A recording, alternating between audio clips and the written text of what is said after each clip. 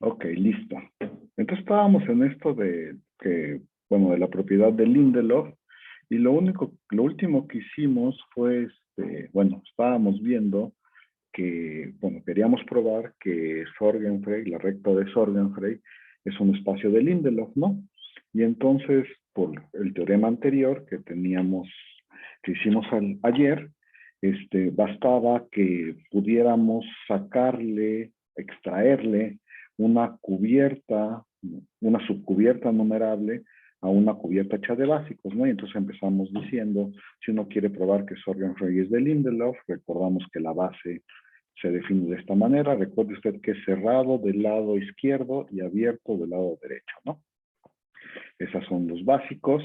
Y entonces otra vez decimos, pues empiece usted tomándose una cubierta de la recta de Sorgenfrey hecha de cuyos elementos son básicos, ¿no? Y bueno, la primera cosa que tratamos de observar ayer y que espero que sí hayan hecho su tarea, bueno, o repasado lo que ya se sabe, entonces habíamos dicho, bueno, vamos a considerar este subconjunto de los números reales y. ¿Qué estamos haciendo? Nos estamos tomando la unión de todos estos elementos y aquí estaba cerrado del lado izquierdo y lo vamos a abrir, ¿no? Lo queremos abrir para que estos sean intervalos abiertos y por lo tanto básicos de la topología usual de los números reales, ¿no?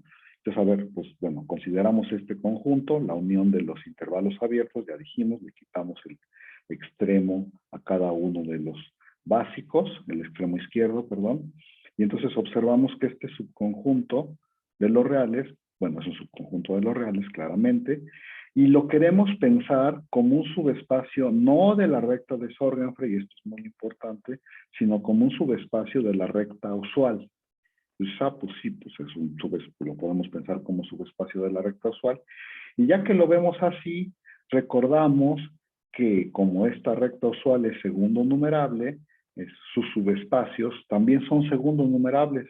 Y entonces podemos concluir que este Y es segundo numerable. Y como es segundo numerable, también por lo que hicimos ayer, pues automáticamente podemos decir que Y es Lindelof, ¿no? Que es lo que queremos observar ahorita. Y entonces, pues sí, todo segundo numerable es Lindelof.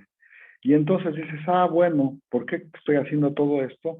Porque lo siguiente que hay que observar es que estos intervalos abiertos son abiertos en la usual, por lo tanto, bueno, y son subconjuntos de Y, por lo tanto son abiertos en y entonces esto constituye una cubierta abierta de Y como subespacio de los reales con la usual, y por lo tanto, como Y es Lindelof, le podemos extraer a esto una subcubierta finita. ¿Se entiende lo que estoy diciendo? Lo voy a escribir acá abajo, y entonces por todo lo que dijimos, dice usted, pues note que la colección de los intervalos A alfa, B alfa, abiertos, con alfa en el conjunto lambda, es una cubierta abierta de el espacio Y. Y entonces, como Y es Lindelof, le podemos extraer una subcubierta finita, ¿no? Y entonces lo voy a escribir de una vez. Eso quiere decir, bueno, como Y es Lindelof, como Y es Lindelof, yo puedo encontrar una sucesión de índices, sucesión en el intervalo lambda, de tal manera que Y se puede escribir como la unión, desde que Y es igual con 1 hasta infinito, de los A alfa is, B alfa is. ¿Se entiende, jóvenes? Sí, ya lo puse un poco revuelto, pero espero que todo se entienda más o menos. ¿Cómo vamos? ¿No he perdido Sí, bien. todavía a nadie? Aquí me faltó, bueno, no, si lo puse todo bien, ya está bien. Y entonces lo que ya a esta cosa, bueno, bueno, lo que estamos haciendo es escogiendo una cantidad numerable de intervalos abiertos, ¿no? Y con eso ya cubrimos todo Y. Y entonces, acuérdense que estamos tratando de extraerle a esto una subcubierta finita. Entonces decimos, ah, pues bueno, con esto ya cubriste todo, Y. ¿Y qué te falta? Pues posiblemente te podría faltar todo lo que quitaste aquí, ¿no? ¿Se acuerdan que quitamos aquí un montón de cosas cuando cambiamos este cerrado por abierto? Pues quitaste varios. Entonces, bueno, pues vamos a ver qué nos falta por cubrir, porque aquí ya hay una cantidad numerable que cubre todo esto, ¿no? Entonces, pues fíjate qué te falta, ¿no? Y esa es como la parte que es más complicada. Y entonces voy a poner aquí una raya y entonces vamos a poner una afirmación que espero que esté bien. Entonces, la afirmación que voy a probar en este momento es que lo que te falta, los puntos que faltan por cubrir, es una cantidad numerable de puntos. Y si tienes o sea, si ya cubriste todo y lo que te falta para cubrir toda la recta es una cantidad numerable de puntos, pues ya acabaste, ¿no? Porque pues ya nomás agarras abiertos que cubran esa cantidad numerable de puntos y junto con todos estos, pues ya cubrirías toda la recta real. Pero ahorita lo escribimos bien eso y entonces la afirmación que quiero probar en este momento es que si a los reales le quitamos Y, esto es un conjunto de cardinal menor o igual que omega, ¿no? Sí, se entiende cuál es la afirmación y entonces dices, ah, pues vamos a probar esa afirmación y entonces la razón es la siguiente. A ver, pues vamos viendo, ¿no? ¿Cómo lo probamos? A ver, pues vamos a probarlo de alguna manera y entonces dices, a ver, tómate primero un número, bueno, una cosa que de veras no esté ahí, ¿no? Fíjate que como Y es la unión de todos estos, y recuerda que esta es una cubierta abierta, ¿no? Y entonces dices, ah, pues cuando yo uno todos estos, obtengo todos los números reales. Y cuando uno todos estos, pues obtengo Y, ¿no? Estos abiertos. Y entonces, si X está en el complemento de Y, entonces tiene que ser uno de los que quité, ¿no? Porque pues, los únicos que me podrían faltar en Y son los que quité del lado izquierdo, ¿no? O sea, tiene que ser uno de estos, uno de los alfas. Lo voy a escribir aquí. Para todo X en Y existe, lo voy a escribir así, existe se va a ver horrible, un alfa en el conjunto de índices que, no sé si ponerle aquí que este alfa depende de X, existe un alfa en el conjunto de índices de tal manera que ese X es el A alfa X, ¿no? Es uno de los que quité, ¿sí? Y entonces dices, bueno, pues yo sé que entonces el X tiene que ser uno de estos extremos izquierdos que quité. Y bueno, me voy a fijar en el intervalo. Por acá voy a hacer un dibujito para que no se me pierda la gente. Me voy a fijar en el intervalo correspondiente, ¿no? Pues acuérdense que si X es un A alfa X, una alfa, entonces tiene también su B alfa, ¿no? X. Y entonces, a ver, lo voy a poner por aquí. Bueno, lo voy a poner así, más o menos. Y entonces, a ver, pues aquí está el X, ¿no? Lo voy a poner de dos modos. Se llama X, pero también se llama A alfa X. Y por supuesto, por ahí está su B alfa X, ¿no? Porque acuérdense que estos alfas, estos intervalos vienen bueno, o sea, los intervalos están determinados por tanto su extremo izquierdo como por su extremo derecho. Pues me estoy fijando en el correspondiente intervalo, no es ese rojo que acabo de pintar aquí. Y entonces dices, bueno, ¿qué es lo que voy a hacer, no? Fíjense que pues esto sí es un intervalo de a de veras, ¿no? Porque si A alfa fuera menor que B alfa, si A alfa fuera, a ver, lo que estoy tratando de decir es que estoy pensando así el A alfa a ver, dijimos acá que los básicos podrían ser vacíos, ¿no? Pero en este caso el básico no es vacío porque el X está en este intervalo, ¿no? Y bueno, la única forma de que el X esté en ese intervalo es que el B de verdad haya sido un poco más grande, ¿no? O sea, un poco más grande, de verdad más grande. ¿Sí se entiende lo que estoy diciendo? O sea, en realidad estoy en esta situación. Y entonces dices, ah, bueno, pues como tienes un intervalo de verdad, este número alfa es menor que este número B alfa. Y entonces aquí en medio, tú puedes escoger un número racional. ¿Se entiende, jóvenes, o no? Y entonces lo voy a decir así. Aquí está un QX, que ese es un número racional, ¿no? Entonces, en medio de esos dos puedo escribir. ¿Qué estoy diciendo? A ver, nada más estoy tratando de decir. Cada vez que te tomas tú un alfa, pues te fijas en el correspondiente intervalo, y tú escoges, existe un alfa, y también existe, o sea, tú escoges un número racional entre esos dos, ¿no? Y también existe un QX en los racionales, lo voy a poner así, de tal manera que, pues,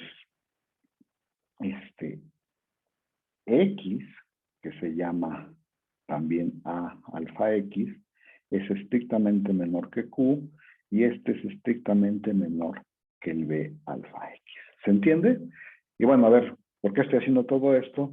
Porque ya se deben de imaginar qué es lo que voy a decir. Voy a decir, ah, pues fíjate en la siguiente asignación. Define phi como una función que va a ir de los reales menos este conjunto Y a los racionales, y que pues que le asigna a cada punto, ahí pues le asigna su QX, ¿no? ¿Sí? ¿Está más o menos claro? Y entonces dices, ah, bueno, pues ¿qué onda con esa función? Pues yo afirmo que esta función es inyectiva. Y pues hay que probarlo, ¿no? Y entonces, bueno, si yo pruebo que sí es inyectiva, ya terminé, ¿no? Porque entonces tengo una función de este conjunto a los racionales inyectiva. Eso quiere decir que este conjunto tiene cardinal menor o igual que el cardinal de los racionales, que ya sabemos que es el mismo que el cardinal de los números naturales, ¿no? Y entonces vamos a probar que es inyectiva, ¿no? Y entonces ahí van a probar.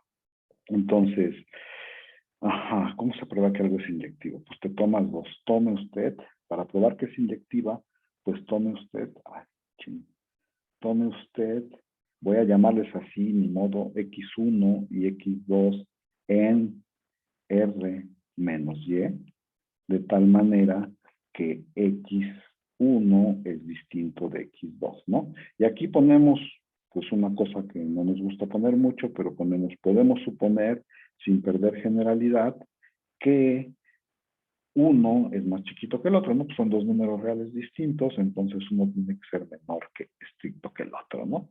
Y entonces otra vez voy a hacer un dibujo para no perderme yo, porque luego me pierdo. Entonces, a ver, vamos haciendo el dibujo y vamos escribiendo cosas, ¿no? Aquí voy a poner el X1, que por cierto, acuérdese usted que el X1 también se llama alfa de X1, ¿no? Y bueno, y entonces por acá estaría el X2, y aquí también se llama A alfa de X2, ¿no? Acuérdense que todos los puntos en R menos Y son de esa forma, ¿no? Y entonces la pregunta es, ¿dónde están los Bs que le corresponden tanto a este como a este, ¿no? Y entonces yo les digo lo siguiente, ¿no? Note usted, a ver, note que, a ver, lo voy a escribir así, lo voy a poner así, ¿no? Entonces dices, bueno, pues voy a pintar el primer intervalo, el que le corresponde a alfa X1, lo voy a pintar de rojo, ¿no? Y entonces dices, pues empieza ahí. La pregunta es, ¿dónde termina? ¿Será que este intervalo puede seguir acá y que el correspondiente B alfa X1 está después del A alfa X2? ¿Qué dicen, jóvenes? ¿Puede estar No, después o no? no ¿Por se qué puede, no? porque si no el intervalo abierto a alfa x1 b alfa x2 habría cubierto a X2 y entonces X2 estaría en Y. Exactamente, pero bueno, dijiste un subíndice mal, pero sí, lo que dijiste está bien. Si no, pues si te fijaras en el abierto, entonces el abierto cubriría a este A alfa de X2. Y pues no, está suponiendo que que el X2 no está en Y, ¿no? Y de otra forma estaría en Y. Entonces, a ver, lo que hay que notar es que, aquí lo voy a ponerlo a escribir, note que el B, bueno, lo voy a escribir así. El A alfa X1 tiene que ser menor que el B alfa X1 y que este tiene que ser más chiquito que el A alfa de X. Ay, lo estoy escribiendo medio feo. Este es no, sí lo escribí bien. Y este es A alfa de X2, ¿no? Y aquí voy a poner Ok. entre paréntesis. Sí, dime. Ahí no tendría que ser menor o igual. No, porque si AX1 fuera menor que, ay, o sea, si es que fue lo que traté de decir acá arriba, pero lo voy a decir bien, en un dibujito acá. Voy a poner un dibujo acá y dices, a ver, ¿en qué situación estás? O sea, hay básicos que pueden ser, o sea, los básicos pueden ser cerrado y abierto, ¿no? Entonces aquí está A y aquí está B. Y entonces dices, a ver, pues si A es menor que B, estás chido, ¿no? Si A fuera más grande que B, esto sería el vacío, ¿no? Este sería el Profe, más vacío. bien me refería a menor o igual, pero en el segundo. En el De alfa segundo X. ya. Sí, gracias. Este tendría que ser menor o igual que este, ¿no? Sí, eso sí. Sí, porque, o sea, podría ser que los dos, sí, bueno, no sé, entonces ya no le sigo con esta explicación, ¿verdad, Nicolás? Sí, gracias. Bueno, entonces, perdón, sí, no, sí, podría ser igual, ¿no? Entonces, a ver, voy a ponerlo en el dibujo. Entonces, el B alfa 1 debería de estar así, ¿no? Lo peor que te puede pasar es que este sea abierto aquí y aquí está el intervalo, ¿no? Bueno, y aquí le ponemos así con azulito, de lo contrario, el A, alfa X2 estaría en Y, lo cual es una contradicción, ¿no? Nada más para justificar esa parte. Entonces, bueno, pues entonces el rojo es así. Y voy a pintar el otro intervalo de otro color, no sé de qué color, escogí naranjita, y entonces, pues el otro empieza aquí y termina pues, en algún otro lado, ¿no? O sea, lo que estoy diciendo es que este último punto, de acá se llama BX alfa 2, y este de aquí rojo, pues supongo que se llamaría B de alfa X1, ¿no? Nada más para hacer el dibujo. Y entonces te preguntas dónde están Q de X1 y Q de X2, ¿no? Entonces voy a escribirlo. Entonces dices, ¿qué relación hay entre Q de X1 y Q de X2, ¿no? Y entonces dices, bueno, no sé si lo voy a escribir bien, pero bueno, el Q de X1 está en medio de estos dos, ¿no? Lo voy a pintar por pintarlo en algún lado, lo voy a pintar ahí, y el Q de X2, pues está en otro lado, en medio de estos dos, y entonces pues ahí ya se ve que son diferentes, ¿no? Pero para justificarlo bien, déjenme lo escribo así, a ver, voy a escribir las desigualdades, el A, déjenme cambiar de color, bueno, empiezo con el A alfa X1, ¿no? Y yo sé que el QX1 es estrictamente menor que y es estrictamente menor que el alfa, que el B de alfa X1, y luego podría ser menor o igual, como nos dijo Nicolás, que el A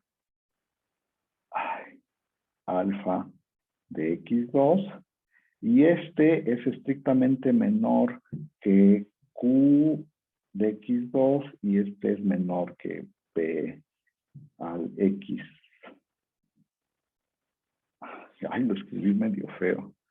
Aquí está mal, espérenme. B alfa de X2. Es que acá, en este que no quería yo escribir, lo escribí mal, ¿no? Este sería el B alfa de X2. Y entonces, bueno, por lo tanto, pues Q de X1, perdón, es distinto de Q de X2, que por cierto, este se llamaba phi de X2 y este se llama phi de X1, y entonces pues ya acaban de probar que esa función es inyectiva, ¿no? ¿Cómo ven? ¿Alguna pregunta acerca de esto, jóvenes? No, todo bien. Y eso nos diría que esta afirmación es cierta, ¿no? Esta afirmación de aquí es cierta, y entonces, pues ya que hicieron esas dos cosas, dicen, pues ya acabaste, ¿no? Ya probaste que la recta de Sorgenfrey es numerable, ahorita lo acabamos de escribir, y entonces, a ver, para acabarlo de escribir, pues recuerde usted que, pues que ya yo había escogido una sucesión, esta de acá, lo voy a circular también, yo ya había escogido una sucesión de tal manera que ya cubría todo Y, y entonces dices, bueno, a ver, y entonces, a ver cómo lo escribo ahorita, y entonces dices, bueno, a ver, para terminar la prueba dirías entonces, bueno, pues para terminar de escribir la prueba dirías por lo anterior, por la afirmación, perdón, por la afirmación, pues entonces R menos Y es un conjunto numerable y entonces lo puedo numerar, ¿no? No sé qué nombres le voy a poner, ya no sé qué nombre le quiero poner, pues es un conjunto que voy a ponerle X1, X2, no sé, bla, bla, bla, ¿no? Y entonces, como este conjunto, pues es un subconjunto de los reales, y la U era una cubierta abierta, entonces, para cada I en los naturales, nunca les pregunté si sus naturales tenían al cero o no. Pero bueno, para cada I en los naturales, existe un elemento, lo voy a poner así, existe un beta I en el conjunto de índices, de tal manera que el XI está en el intervalo A, beta I, B, beta I, ¿no?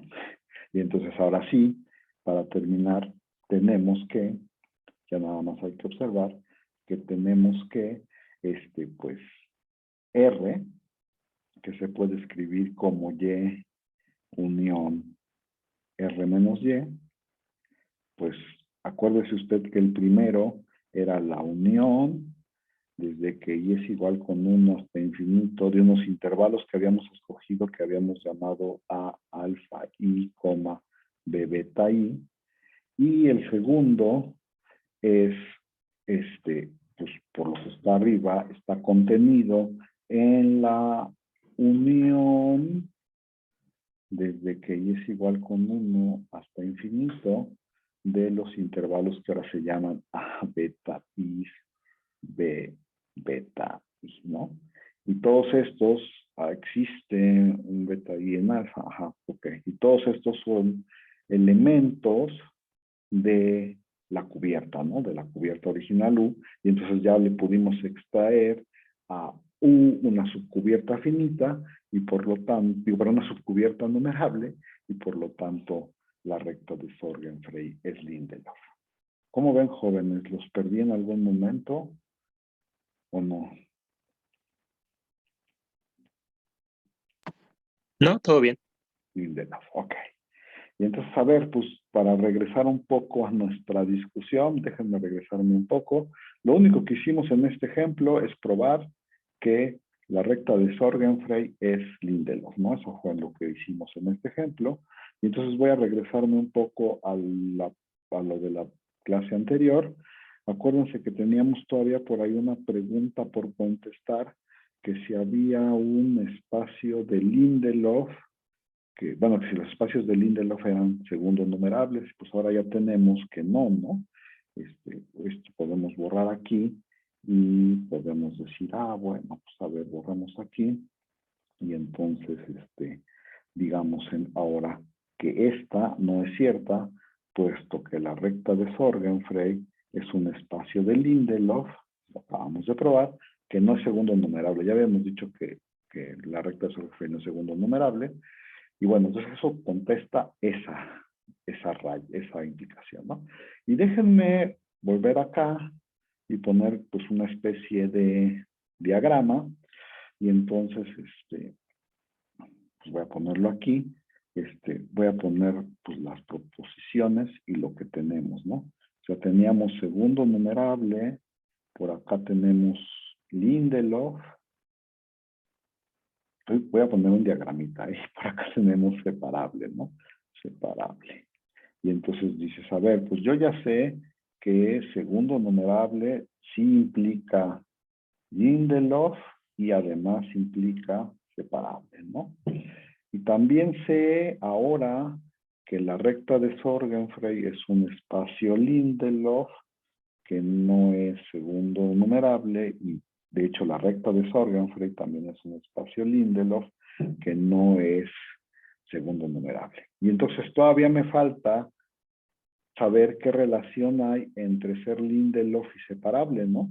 Entonces, a ver, díganme ustedes, jóvenes, ¿qué relación hay entre ser Lindelof y separable?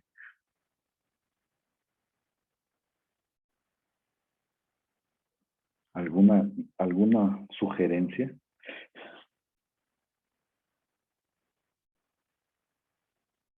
No tienen sugerencias. Ay, no sé qué hacer. Bueno, voy a ponerlo por acá. Ahora voy a poner aquí un ejemplo, ¿no? De hecho, ninguna de las dos son ciertas. Pues vamos a hacer otro ejemplo. Y entonces, a ver, ejemplo, ¿no? ¿Qué quiero hacer ahora? Vamos a considerar X. Ay, ya no sé si considerar. Bueno, voy a considerar R con la topología discreta. A ver, voy a hacer un par de observaciones. Acuérdense que ponerle la topología discreta a alguien es que la topología es todo el conjunto potencia y entonces todos son abiertos y todos son cerrados, ¿no? En particular, los unitarios son abiertos en esta topología. Y bueno, lo que quiero observar de la topología discreta es que es un espacio que no es separable, ¿no? Porque pues acabo de decir que los unitarios son abiertos y entonces si yo quiero tomarme un denso, pues debe de intersectar a todos los unitarios y entonces eso me dice que debe de tener por lo menos a todos los números reales y eso quiere decir que su cardinal no puede ser numerable, ¿no? Es decir, este espacio no es separable, pero tampoco es Lindelof, ¿no? Y entonces, porque por las mismas razones, ¿no? Porque la cubierta de los unitarios pues, es una cubierta abierta que no tiene subcubiertas numerables, ¿no? Porque necesitas cada uno de ellos para cubrir todo X.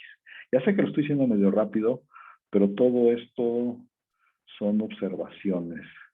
Ay, chin, aquí Pablo dice que un no muy raro, pero bueno, ya no sé cuándo lo dijo. Supongo que dijo que no a estas implicaciones.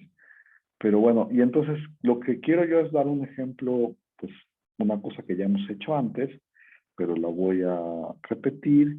Y entonces dices, a ver, pues tómate los reales con la discreta y tómate un punto que no esté en los reales. Acuérdense que siempre podemos tomar un punto fuera de un conjunto.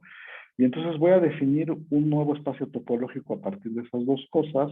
Voy a llamar Y, por supuesto, como conjunto a los reales, unión, unión, el P.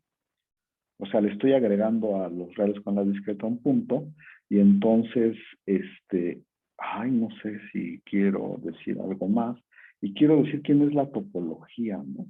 Y entonces la topología de esto va a ser, todo el conjunto potencia de los reales, o sea, la topología, estoy poniendo toda la topología discreta aquí, y le voy a agregar solamente un abierto más y el abierto que necesito agregarle es el total.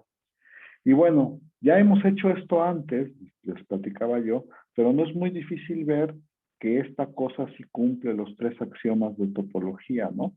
Lo voy a decir rápidamente con las manos y ustedes ahí lo hacen de tarea porque no quiero decir, o sea, no quiero perder mucho tiempo en escribir esto. Entonces, a ver, ¿qué había que probar? El uno decía que el vacío y el total tenían que estar. El vacío sí está de este lado y el total, pues aquí se lo acabo de poner. El 2 decía que si te tomabas dos y los intersectabas, la intersección volvía a estar en la topología. Entonces, a ver, si me tomo dos de este lado, si los dos están de este lado, pues cuando los intersecto, pues obtengo algo que sigue estando de este lado. Si los dos eran de este lado, pues solo es Y.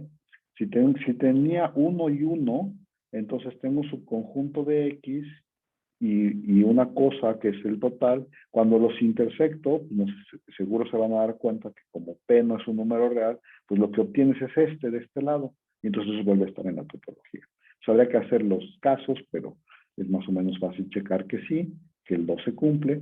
Y el 3, pues es otra vez, tómate una unión de cosas en la topología.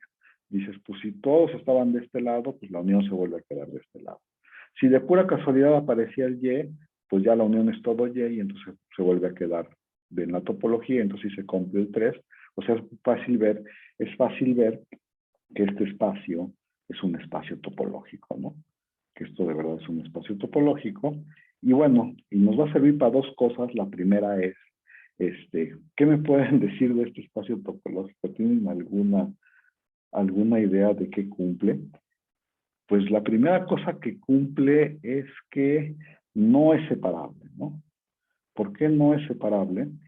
Porque, pues acuérdense que como aquí está toda la topología discreta, aquí, perdón, aquí arriba está toda la topología, bueno, sí está todos los subconjuntos de los reales, en particular, los unitarios son abiertos, y entonces un conjunto denso tendría que pegarle a cada uno de los unitarios de los números reales, y entonces, pues no puede ser separable, ¿no? Porque tendría que tener una cantidad no numerable de puntos. Le voy a poner una palomita, a menos que alguien me diga algo. No es que no lo quiera escribir, ahorita lo voy a decir por qué no lo estoy escribiendo. Y la otra cosa que quiero notar es que Y es compacto. Y es compacto. ¿Por qué ese Y es compacto? Pues a ver, uno es también muy fácil de ver, lo voy a decir más o menos rápido también. Dices, pues tómate una U cubierta abierta, ¿no? Y como es una cubierta abierta, entonces todos sus elementos son abiertos y cubren a todo el conjunto Y. En particular debe de existir un elemento de U de tal manera que el P está en U. Y entonces yo les pregunto en este momento, ¿quién es el único abierto que tiene a P en este espacio topológico, jóvenes? El total. El total, ¿no? O sea, de aquí uno puede concluir que U es Y. Y si U es Y, pues ya acabaste, ¿no? Dame una subcubierta finita, pues ¿cuál? La que solo consta del conjunto U.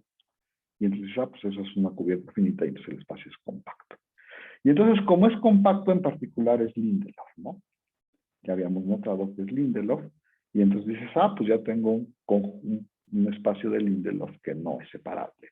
Y entonces esto contesta esta pregunta, bueno, una de estas implicaciones, que es que esto de acá no es cierto, ¿no? ¿Cómo ven, jóvenes? ¿Alguna pregunta? Por supuesto, dije que no iba a hacer todos los detalles porque ahí se les quedan para que los hagan de tarea.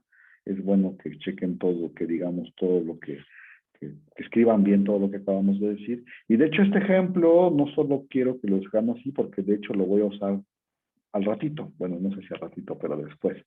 Lo voy a usar después y entonces sería bueno que lo tuvieran presente, ¿no? Mientras ya tenemos un espacio que es Lindelof, pero no separable, y la pregunta sería si todos los espacios separables son Lindelof. Y bueno, antes de contestar esa pregunta y otras más, para contestar esa pregunta y otras más, voy a probar nuestro primer teorema de la clase. Creo que es el primer teorema de la clase. Y a ver, ¿qué dice el primer teorema de esta clase? El primer teorema que vamos a probar hoy es que si tienes un espacio topológico,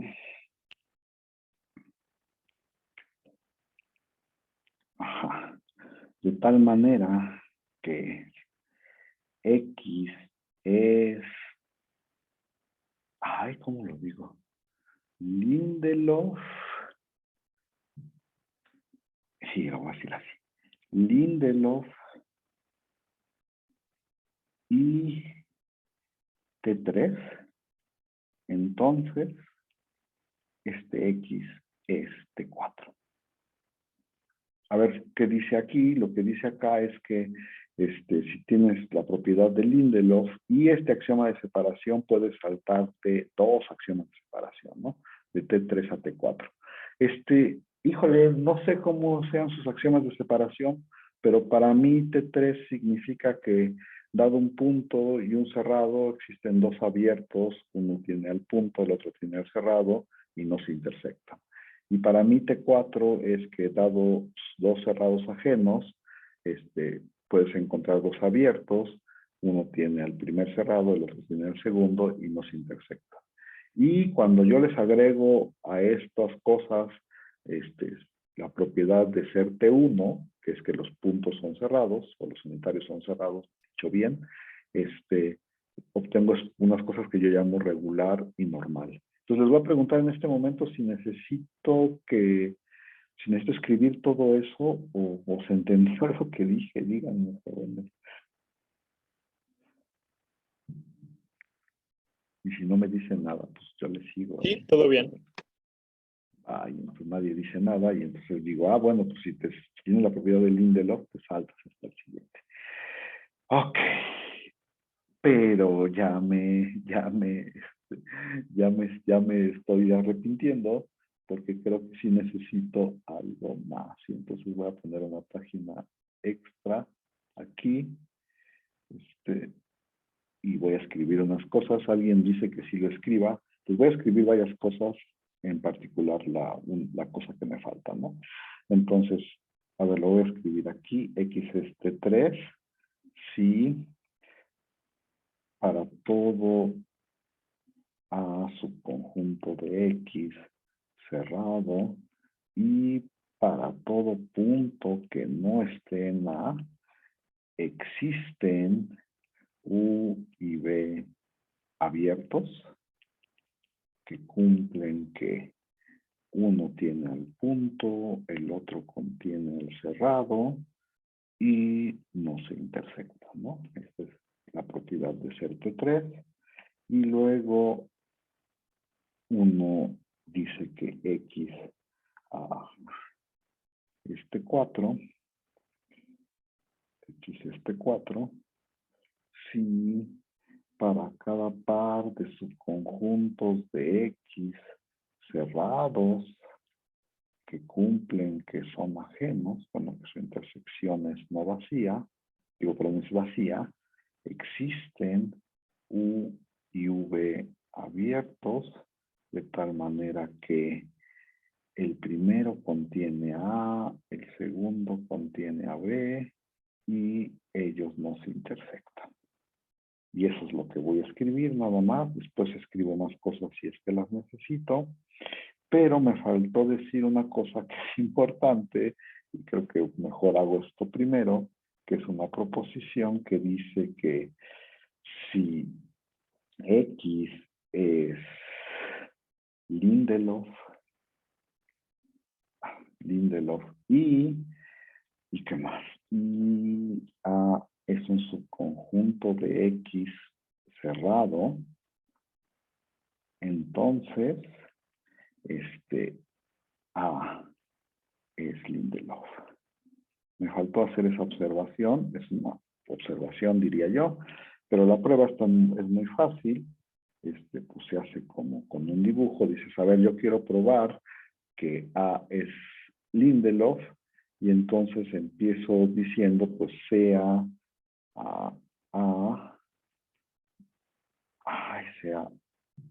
no sé qué es lo que quiero hacer. Bueno, sea U una cubierta abierta de A.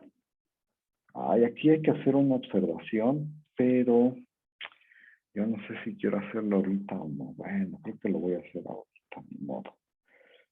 Sí, va a tener que esperar también un rato. Chale, salen y salen cosas que no había yo, que no había yo puesto. A ver, cuando uno prueba compacidad, cuando uno prueba la compacidad, uno se pregunta, bueno, a ver, tengo un espacio compacto que puede estar metido en otro lado, ¿no? Entonces, si yo quiero probar que un espacio que vive, que es subespacio de otro espacio es compacto, pues lo puedo tratar de dos formas distintas. La primera es, él mismo es un espacio topológico o vive adentro de un espacio topológico. No sé, cuando tienen un conjunto, un espacio topológico y un subespacio, pues uno puede decir, pues hay abiertos del chiquito y abiertos del grande, ¿no?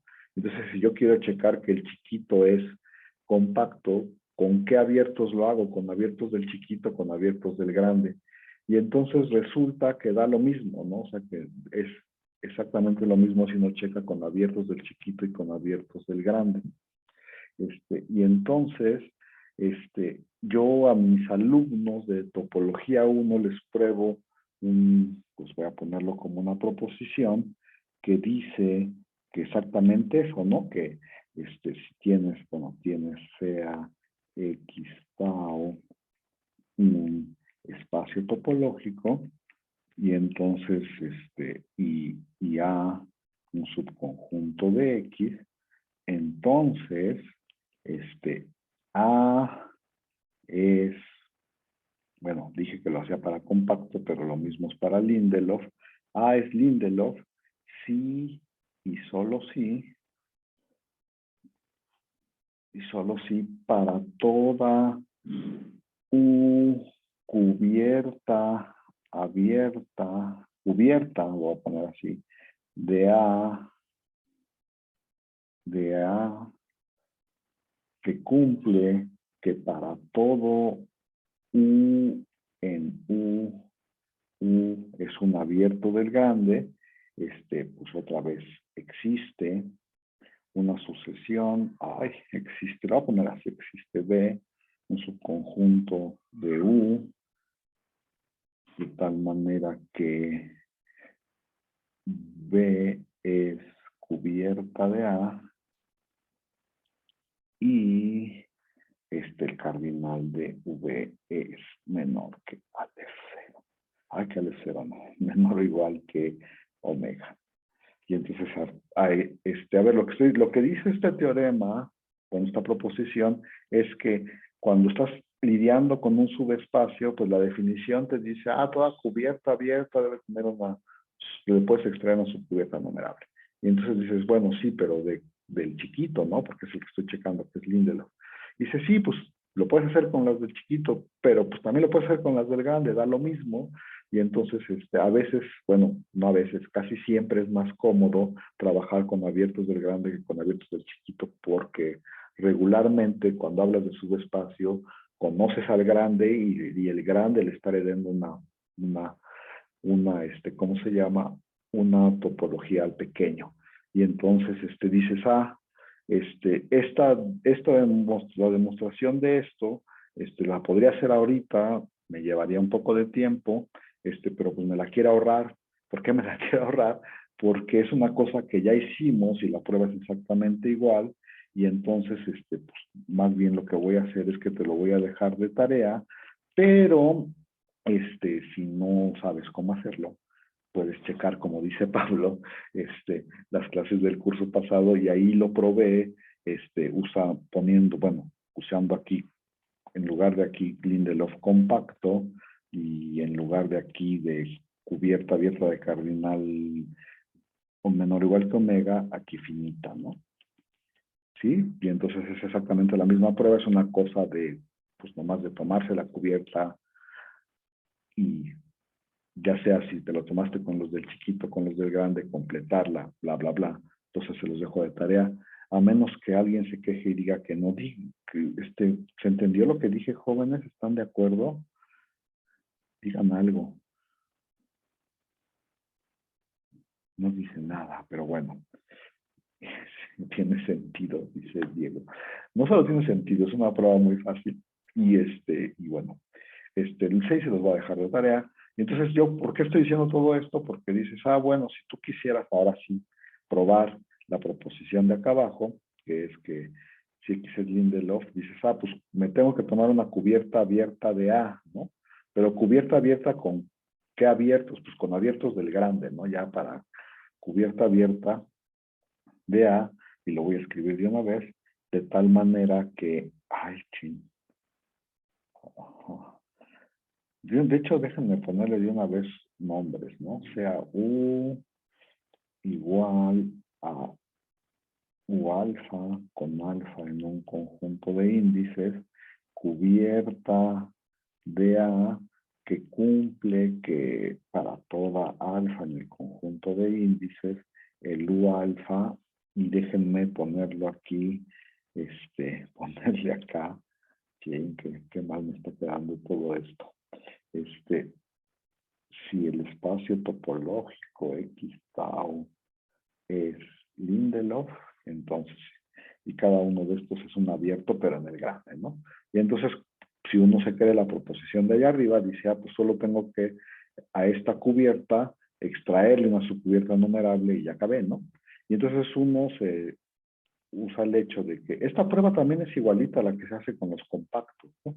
Usa el hecho de que X es Lindelof para decir, bueno, pues esto a lo mejor no cubre a todo X, pero si te falta por cubrir algo, seguro está en el complemento de A, ¿no? Y entonces dices, pues mejor considera ahora una nueva cubierta que voy a llamar, no sé si voy a llamarla de alguna manera, voy a ponerle aquí, considere usted la cubierta nueva que es U, y a esa U le pegas el abierto X menos A, ¿no? Y entonces dices, bueno, pues es fácil notar, espero que todo el mundo lo vea, note que esta nueva cubierta, que este conjunto es una cubierta abierta de X, ¿no? Ajá, y entonces dices, pues fíjate que sí, ¿no? Porque porque ahí está, esta parte cubre a A, y este abierto cubre pues, a lo que no está en A, entonces pues esta parte cubre a, esta parte cubre a su complemento, entonces la unión de estos dos pues cubren a todo X. Y entonces ahora sí, como X es Lindelof,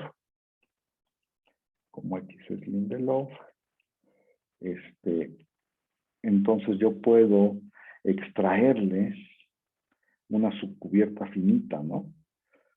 Ya no sé, déjenme pensarlo un segundo. ¿Cómo lo pongo? Nunca sé cómo escribir esto. Siempre me cuesta trabajo. Entonces existe una sucesión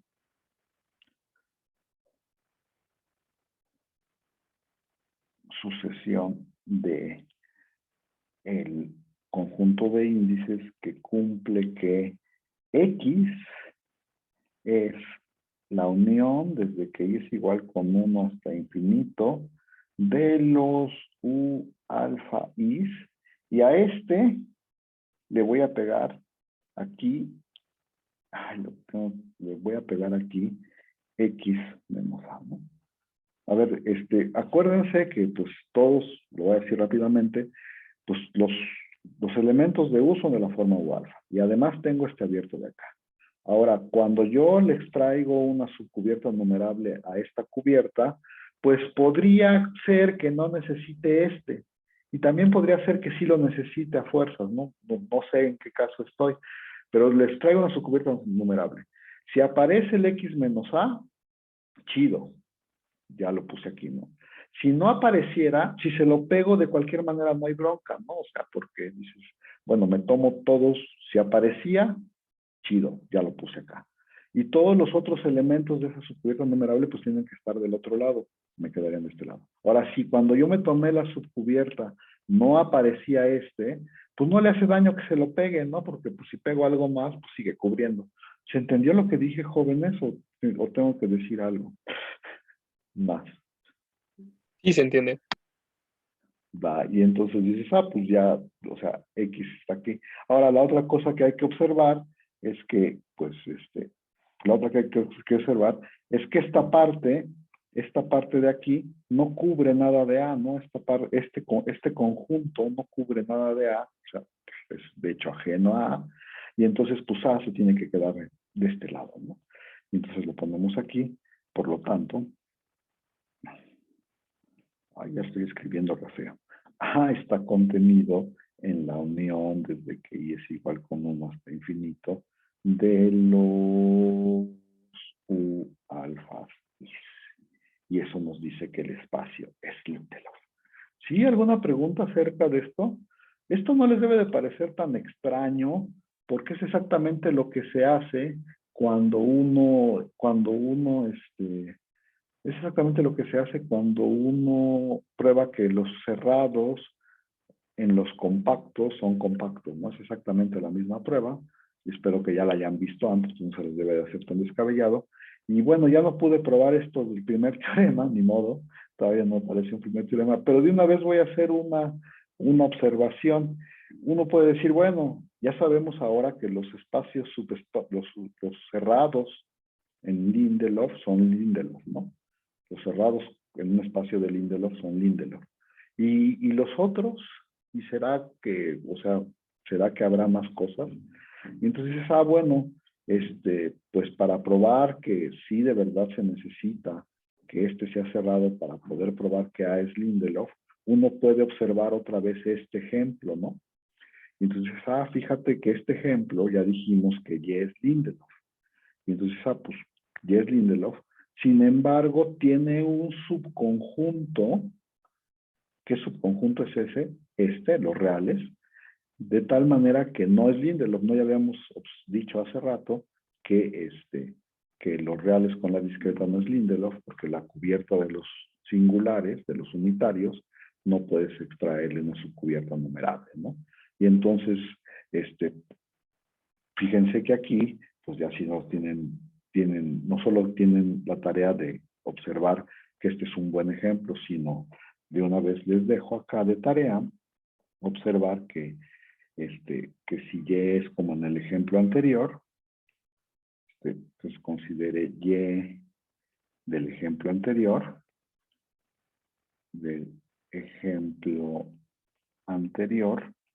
y tiene, y R es un subespacio de Y que no es Lindelof, ¿no?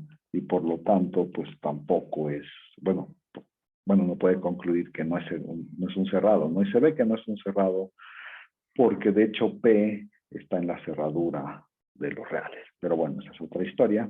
Esto también se los voy a dejar de tarea. Y precisamente les dejé de tarea el otro porque pues, lo quería también usar para esto, ¿no? Hay subespacios en espacios de Lindelof. Bueno, hay espacios de Lindelof que tienen subespacios que no son Lindelof, ¿no? Como en este ejemplo. Pero si eres cerrado, sí eres Lindelof, ¿no? Siempre y cuando vivas adentro de un Lindelof, por supuesto. Bueno, yo creo que con eso terminamos lo de hoy. Y ni modo, les quedo de ver la prueba de este teorema, la hacemos mañana. Y acuérdense que todavía tenemos aquí pendiente una flecha, perdón. Y bueno, y les comento nada más que mañana, cuando probemos este teorema, nos va a servir para esa flecha y para dar un par de ejemplos más que son importantes. Y les voy a decir por qué la recta de Sorgenfrey se llama de Sorgenfrey. ¿Por qué no se llama la recta de Urison? Porque de hecho Urison fue el que definió por primera vez ese espacio topológico que nosotros llamamos la recta de Sorgenfrey. Y entonces uno dirá, ¿y por qué no se llama la recta de Urison si Urison la definió? Pues es porque Sorgenfrey la usó para probar algo que fue una pregunta abierta durante muchos años y que ahora va a parecer muy simple. Pero bueno, ya es hora, dejo de grabar y nos vemos mañana, que les vaya bien, cuídense.